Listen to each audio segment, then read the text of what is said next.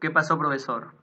¿Qué fue lo que motivó a José Gabriel Condorcanqui a rebelarse en el virreinato? ¿Por qué antes no lo hizo?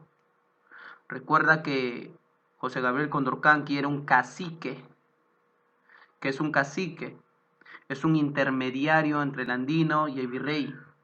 ¿Y cuál es su papel? ¿Cuál es su trabajo? ¿Cuál es su chamba, profe? Cobrarle a los indígenas para que esos impuestos recabados se lo entregue al virrey.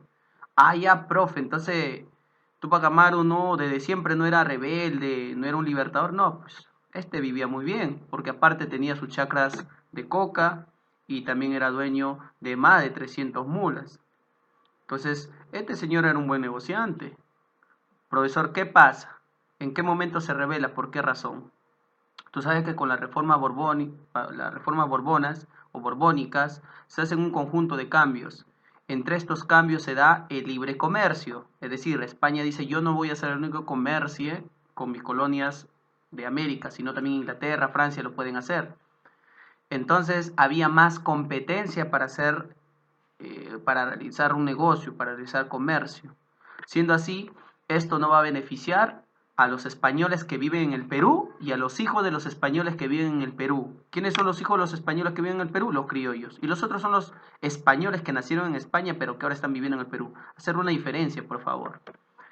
Tanto criollos como españoles no se beneficiaban de esto. Y obviamente algunos mestizos tampoco. Entonces, ante esta incomodidad, José Gabriel Condorcanqui viaja a Lima y solicita que se cree una audiencia en Cusco para solucionar estos casos que está afectando a vamos a llamarlo así, una clase media en este contexto. De quién es parte de esta clase media, justamente pues Tupac Amaru II. Se hace llamar Tupac Amaru II, ya que él dice yo soy un descendiente de Tupac Amaru I, ¿correcto? Por si las dudas. Profesor, ¿qué le responden en Lima?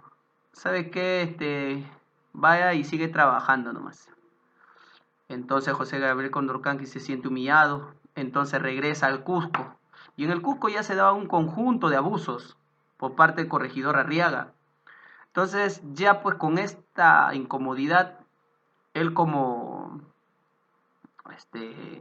Gabriel Condorcanqui, como cacique, llama al pueblo a rebelarse y consiguen capturar al corregidor Arriaga y lo llegan a ahorcar en la plaza de Cusco. Siendo así, con esto estaría iniciando el 4 de noviembre de 1780 la rebelión. ¿Cómo empieza la rebelión, profe? Ya lo dijimos, con el ajusticiamiento del corregidor Arriaga. Por abusivo lo ahorcaron, ¿sí o no? Muy bien. Profesor, ¿qué tiene que hacer ahora Tupac Amaru? Organizar pues su ejército. En la primera batalla, la batalla de Sangarará, saldrá a luchar de la mano de los criollos y españoles. No entiendo, profe. Total, no es, el que los apoya no son los indígenas, esclavos, mestizos. No, eso es en las segunda, tercera y cuarta batalla que se van a desarrollar. Pero en la primera, solamente o principalmente su ejército se compone de criollos y españoles. ¿Por qué, profesor? Tras la reforma borbónica se hicieron un constante de cambios y generaron diferentes impuestos, y esto perjudicaba a los habitantes del virreinato, en este caso pues a los criollos y a los españoles que vivían en nuestro virreinato. Siendo así, Gabriel Condorcanqui les hará una promesa y les dirá lo siguiente: ya que ustedes son comerciantes, españoles, criollos y también algunos mestizos, yo le voy a eliminar, si es que nosotros ganamos la rebelión, voy a eliminar la alcabala. La alcabala son unos impuestos que se cobra por comercializar. ¿Y a quién va todos esos impuestos que se le cobra? A la corona de España. Entonces él dice, ya no van a pagar eso. ¿Correcto? ¿Qué más, profe? Bueno, ustedes realizan comercio con Inglaterra, con Francia, porque ahora hay una libertad para poder realizar comercio con esos países. Pero hay un impuesto que se paga, que se llama el impuesto aduanero, que hasta en la actualidad existe, ¿no? Pero ahí en ese entonces era conocido como el almojarifazgo. Entonces dijo, vamos a eliminar el impuesto de la alcabala o almojarifazgo para que ustedes no tengan que pagar cuando realicen sus comercios y así van a salir beneficiados. Por esa razón los españoles y los criollos le apoyaron. Profesor, ¿triunfaron? Sí triunfaron, pero murieron muchos españoles y criollos los cuales vieron improductivo esta rebelión. En consecuencia, le dejan de apoyar a Tupac Amaru. Tupac Amaru, ya no contando con el apoyo de los criollos ni españoles, buscará el apoyo en la masa andina. Entonces viajará hacia el sur del interior de nuestro país. Llegará hasta el Alto Perú. El Alto Perú es el país vecino de Bolivia, donde está la mina donde se explotaba a los trabajadores. ¿Cómo se llama esa mina en Bolivia? La más explotada durante el virreinato, la mina de Potosí, muy bien. Entonces, cuando Tupac Amaru ingresa al Alto Perú, su discurso va a ser más radical. Entonces, él ya no solo propone eliminar la alcabala, los impuestos aduaneros, sino también abolir el tributo indígena. Indígenas, ustedes ya no tendrán que pagar a la corona. O sea, acá ya tiene una propuesta de independencia. La anterior no, solamente una rebelión reformista. Acá ya se vuelve una rebelión que es completamente revolucionaria, radical. Siendo así, propone abolir el tributo y también eliminar la esclavitud. Manumisión de esclavos es la eliminación de la esclavitud. Sin embargo, a pesar que dirigió un gran movimiento, no hubo unidad entre ellos. De tal manera que se dan las batallas de Tinta, Cusipata y Checacupe. Batallas en las cuales irá progresivamente perdiendo hasta que al final terminan capturándolo y ejecutándolo. Sabemos que no fue el único que murió, una gran cantidad de personas que lideraron.